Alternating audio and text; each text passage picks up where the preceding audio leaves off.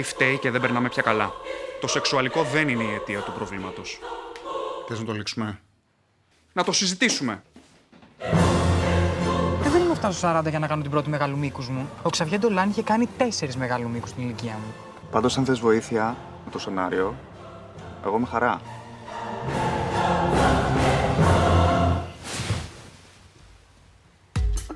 Οπότε τι πιο λογικό να φορτώσεις το σκυλί στον πρώην. Γιατί το μόνο που είχες ανάγκη ήταν να βρεις τον επόμενο γκόμενο. Έλα, ξεκόλαμε τον πάνω. Εμένα αυτό το καλοκαίρι μου μάθε πάρα πολλά. Να ρε ιδέα που ψάξεις για την ταινία σου. Για σένα, Τίμωθη Σαλαμέ Δαγκωτό. Για σένα θα πάρουμε τον Chris Hemsworth. Το Thor με τρέλα.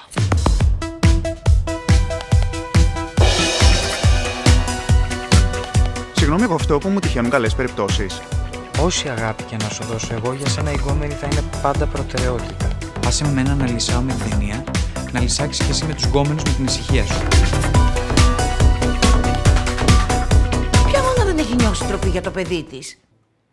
Σωστά. Τι άλλο θα δούμε? Κλασική Σιριζέα αδερφή.